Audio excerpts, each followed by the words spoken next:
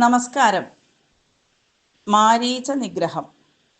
വനവാസക്കാലത്ത് രാമലക്ഷ്മണന്മാരും സീതയും കൂടി ചിത്രകൂടത്തിൽ താമസിച്ചിരുന്നപ്പോൾ കനകമൃഗത്തെ കാണുന്നതും ശ്രീരാമൻ അതിനെ പിടിക്കുവാൻ പോകുന്നതും ദേവസഞ്ജയ വൈരി രാവണ നിയോഗത്താൽ എന്ന പദത്തിലൂടെ അവതരിപ്പിക്കുന്നു. കാലഗതിയെ മാറ്റാൻ ദേവന്മാർക്കു പോലും സാധ്യമല്ല. അതാണ് ദേവദേവേശനായ ശ്രീരാമൻ സീതയുടെ ആവശ്യപ്രകാരം മായാമൃഗമാണെന്നറിഞ്ഞിട്ടും മാനിനെ പിടിച്ചുകൊണ്ടുവരാൻ ശ്രമിച്ചത്.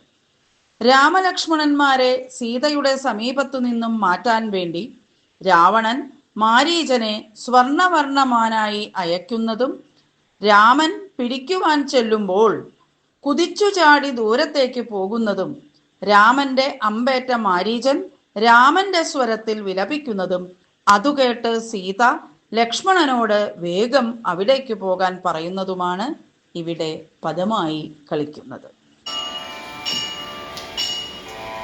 ദേവസഞ്ജയ വൈരി രാവണ വചനത്താൽ മാൻവേഷം പൂണ്ടു മാരീചൻ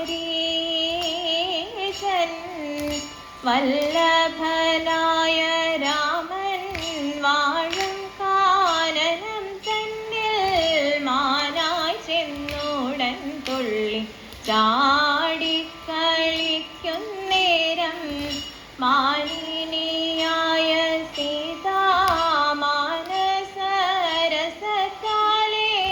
വല്ലഭനായ രാമനോടു ചൊന്നാൻ വല്ലഭ കാൺകിതു നല്ലൊരു മാനിത പുള്ളികൾ അനവധിയുള്ള മൃഗത്തെ വല്ല പ്രകാരമെനിക്കു ലഭിപ്പതിനെന്തൊരു കൗശലമുണ്ടു ഭവാനേ.